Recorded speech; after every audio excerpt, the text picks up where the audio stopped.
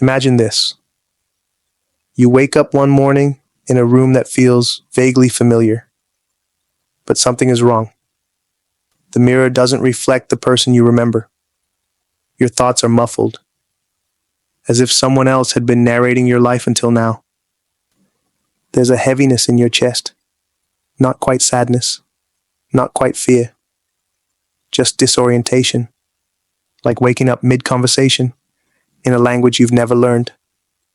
Then it hits you. You've been living someone else's idea of you. The job you chose because it was safe, the smile you wear because it's polite, the beliefs you inherited but never questioned, the dreams you buried to be realistic.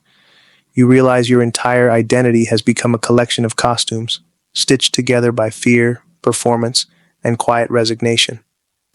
The person in the mirror isn't false, exactly, but he isn't you, either. He's who you thought you had to be to survive. But what if surviving isn't living? What if the deepest form of healing isn't adding more to your life, but letting parts of you die? Not the poetic kind of death. Not the one sung about in self-help mantras or captioned beneath sunset photos, but a violent, visceral, agonizing death of everything that no longer belongs to the person you were meant to become. The death of ego, the death of obedience, the death of false belonging, the death of the version of you built entirely to be liked, but never to be whole. We are taught to preserve ourselves, to guard our identities like relics in a museum, to find who we are, and then protect that idea at all costs. But what if that very act of preservation is what's keeping you from evolving? You've been conditioned to fear transformation because you were never taught the difference between growth and loss, between shedding and suffering, between dying and becoming. So now, you mistake comfort for clarity, familiar pain for truth, and repetition for identity. But let me ask you this. Who are you when no one is watching, when all the applause dies down, when the expectations fall silent and the masks slip off? Are you still you? Or is you just a well-rehearsed myth? What if your depression isn't dysfunction, but the mourning of an authentic self you haven't met yet? What if your anxiety is your soul resisting the script you've been handed? What if your breakdown is the beginning of your becoming? There's a paradox at the heart of transformation. You must die to truly live. But no one tells you how to grieve the person you were never meant to be. Instead, they hand you goals, routines, affirmations, all designed to optimize a life that might not even be yours to begin with. Because the system doesn't care if you're fulfilled, it just needs you to be functional. And that's the tragedy, isn't it? We are praised for consistency, rewarded for conformity, promoted for productivity, but no one celebrates the courage it takes to burn it all down and start again, not with a plan, but with pain, not with certainty, but with truth, because this death, the death of who you were, isn't clean. It's messy, ugly. You will scream, you will isolate, you will feel like you've lost everything, but in that wreckage, you will find something terrifyingly beautiful. Freedom. Not the freedom to do whatever you want, the freedom to finally stop performing, to stand raw and real in your own skin, to meet the version of yourself that was buried beneath layers of fear and performance, the one who doesn't seek validation, the one who doesn't shrink to fit rooms too small, the one who remembers. So let me ask you again, with all the urgency in the world, are you ready to let who you were die? Or will you keep dragging the corpse of your former self into every new season of your life, calling it loyalty when it's really just fear? This isn't about self-improvement. It's about self-obliteration. And only once you've been stripped bare can you begin to see what was true all along. But what is this force that taught you to abandon yourself? Where did it begin? This quiet war between who you are and who you pretend to be. Let's go deeper. Section 2. The hidden problem and its psychological philosophical roots. What if the reason you feel like a stranger in your own life isn't because you failed to become yourself, but because you've succeeded too well at becoming what the world wanted? The architecture of your identity was never neutral. It was built, brick, by parents with unresolved traumas, by teachers who taught obedience more than wisdom, by media that sold you perfection, and by a culture that mistakes performance for purpose. By the time you began to wonder who you were already fluent in who you were supposed to be. Carl Jung once wrote, "The privilege of a lifetime is to become who you truly are." But what he didn't always say out loud is that this privilege begins with rupture. You are not who you think you are. You are a mosaic of defenses, adaptations, projections, and survival tactics. You are what happened to you. You are what you needed to be when the world felt unsafe, unloving, or unkind. And if that doesn't terrify you, it should, because until you name the forces that shaped you, they will keep controlling you. Society doesn't teach self-awareness, it teaches self-maintenance. It encourages you to patch leaks, paint over cracks, and keep the machinery running, even if the engine was never yours. But at the center of this machinery lies the shadow. Jung's concept of the shadow isn't just about hidden darkness, it's about everything you've repressed to stay socially acceptable. Your rage, your sadness, your desire, your vulnerability, your truth, all the parts of you that didn't fit neatly into the image you were taught to project. You were never given permission to be whole, so you divided yourself. You split your being into the acceptable self and the forbidden self. You learned to smile through shame, to nod through discomfort, to shrink your truth into silence. And somewhere along the way, you mistook that version of you, the edited one, as your identity. This is the hidden problem. We have been trained to betray ourselves in exchange for belonging. Friedrich Nietzsche saw this coming. Every deep thinker is more afraid of being understood than of being misunderstood, he wrote. Why? Because to be understood requires vulnerability. It demands the collapse of masks. But that collapse threatens the very thing modern man is addicted to: control. We'd rather be accepted than authentic. We'd rather be safe than sovereign. We'd rather be numb than awake. And this addiction to false belonging is the quiet tragedy of modern life. Aldous Huxley, in his dystopian masterpiece Brave New World, didn't warn us of a world ruled by fear. He warned us of a world lulled to sleep by pleasure, where conformity is not enforced through violence, but through comfort, where truth isn't censored, it's drowned in noise. That noise now surrounds you: notifications, algorithms, opinions, trends. You scroll through curated lives, comparing your raw wounds to other people's highlight reels. You perform happiness while secretly crumbling.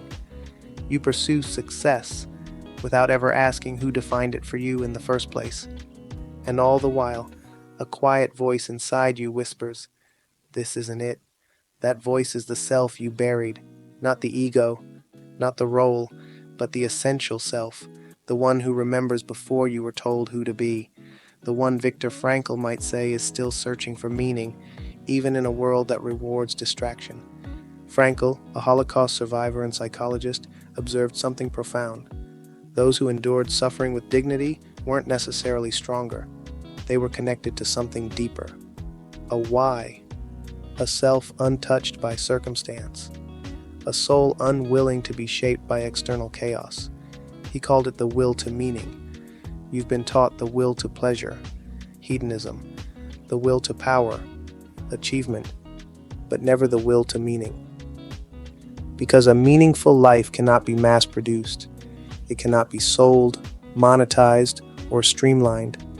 And so, modern culture buries it beneath dopamine hits, endless scrolling, and manufactured desires. You don't want what you think you want. You want what you've been told to want. And in that lie, your soul decays. Jean-Paul Sartre argued that we are condemned to be free, that once we become aware of our choices, we can no longer blame the system or society for our inauthenticity.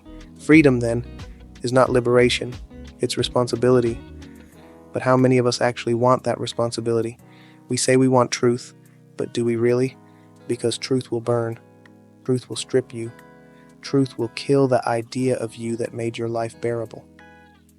Arthur Schopenhauer, bleak and brutal, believed that human suffering is inevitable because desire is endless.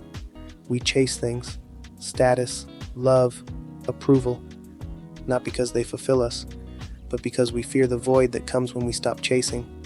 And that void, that terrifying silence beneath all the noise, that's where your real self lives. Not in the roles, not in the labels, not in the stories you've rehearsed, but in the unnameable essence beneath all that dies when you stop pretending.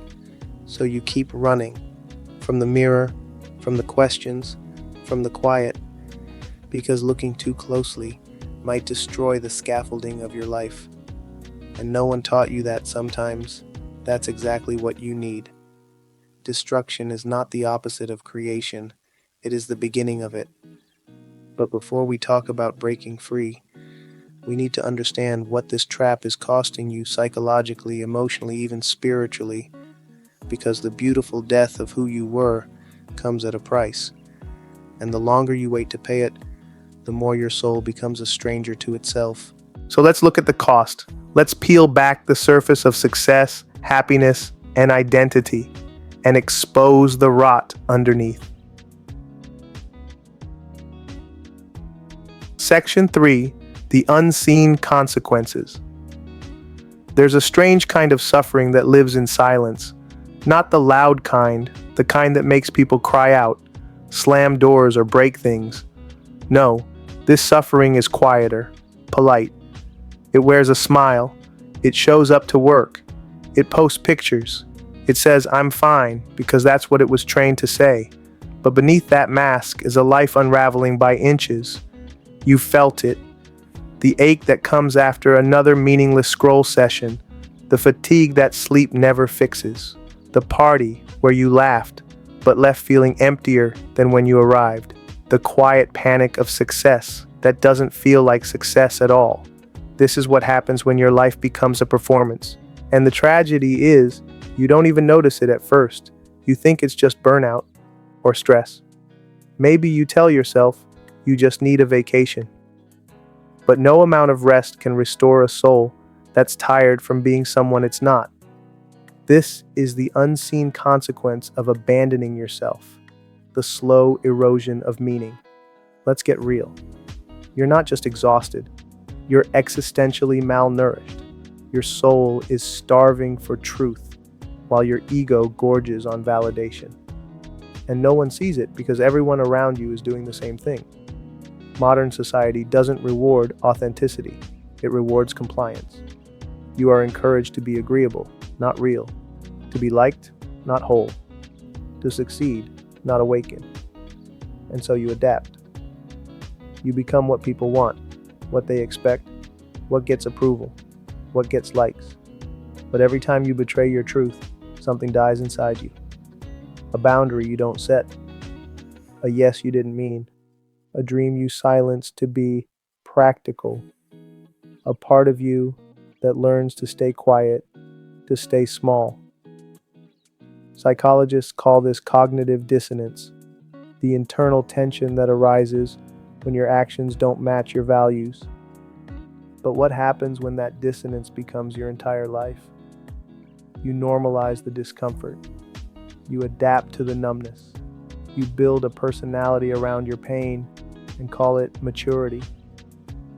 But maturity isn't suppression. Maturity is integration. It's confronting your fractured self and choosing to become whole, even if it breaks the illusion you've built. And right now, too many people are clinging to illusions. Neuroscience shows us that the brain will choose familiar pain over unfamiliar freedom. That's why trauma bonds form. That's why addicts relapse. That's why people stay in lives they quietly hate, because what's known feels safer than what's true. Your nervous system was trained for survival, not authenticity. So even if your soul is screaming, your biology will whisper, "Stay. It's safer here." But safe isn't the same as sacred. Safe keeps you stuck. Safe keeps you silent. Safe keeps you small. And meanwhile, the cost of staying grows higher every day. There's a name for what you feel: spiritual fatigue. It's the exhaustion that comes from being out of alignment for too long, from playing a role that drains you, from silencing the voice inside that keeps whispering, "There's more to you than this." And you begin to feel it everywhere. In your relationships, where you perform intimacy but fear vulnerability. In your work, where achievement feels hollow and effort feels endless. In your solitude, where quiet no longer brings peace but panic. Because the longer you suppress your truth, the louder your suffering becomes. It starts with anxiety, restlessness, overthinking. Then comes the addiction to sugar, screens, sex, substances, anything to escape. Then numbness, depression, apathy, then illness. The body keeps the score. And still, society tells you it's your mindset, your diet, your time management. Number. It's your misalignment. It's the soul sickness of living a life that doesn't match your essence. The deeper tragedy, you think it's your fault because no one taught you to question the systems that shaped you. No one told you that maybe success isn't success, that maybe your goals were implanted, that maybe your suffering is a signal, not a weakness. Carl Jung warned that until you make the unconscious conscious, it will direct your life and you will call it fate.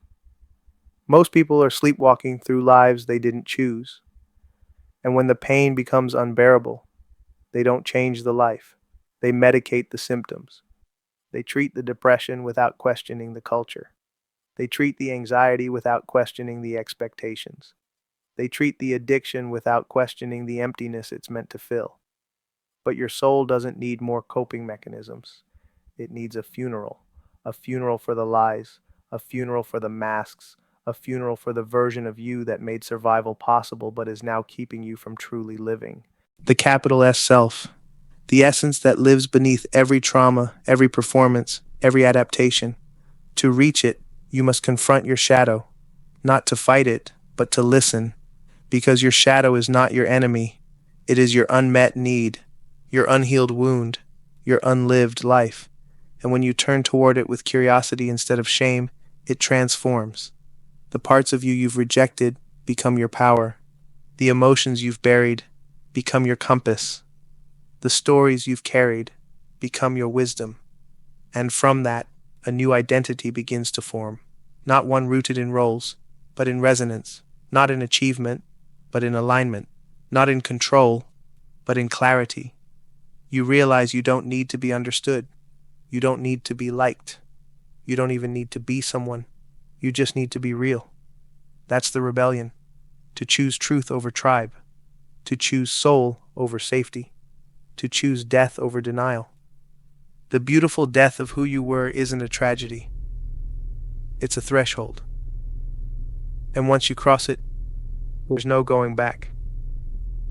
But what lies on the other side? What is the final, most powerful realization? The one that makes all the suffering make sense. Let's go there next. Section Viv, the ultimate truth, the final, most powerful realization. There's a moment after the fire, when the smoke settles, and you're left standing in the ashes of everything you thought you were. It's quiet there. No more applause, no more judgment, no more mirrors reflecting back a rehearsed identity, just you. Raw, stripped, still breathing, and in that silence something ancient awakens, something older than your name, older than the stories you inherited, older than the wounds you've carried like a second skin. You realize the truth. You were never meant to become someone. You were meant to remember who you already were. Everything you tried to become was a detour. Every mask you wore was a distraction. Every version of you that you built was scaffolding over a temple you had forgotten. You are not the identity. You are not the ego. You are not the story. You are the awareness behind it. So now the question is no longer, who am I supposed to be? The question is, what have I forgotten? What have you hidden beneath years of conformity? What parts of you did you bury to survive? What truth did you trade for love? What dreams did you abandon to feel safe? Go back, not to live in the past, but to reclaim what was sacred before you learned to doubt it. Return to your wonder. Return to your voice. Return to your untamed essence. The world doesn't need another polished persona. It doesn't need another motivational clone. It needs you in your fullness, your fierceness, your flawed and luminous truth. So mourn what you've lost. Grieve who you used to be. Thank the masks for getting you this far. Then bury them and rise, not as someone new, but as someone true. Because the most radical thing you can do in a world addicted to illusion is to be real. And the most revolutionary act is to remember that you were always enough before they told you otherwise. So here you are, alive, awake, remembering. And if you've truly heard this, then something in you just died, and something even more powerful just began.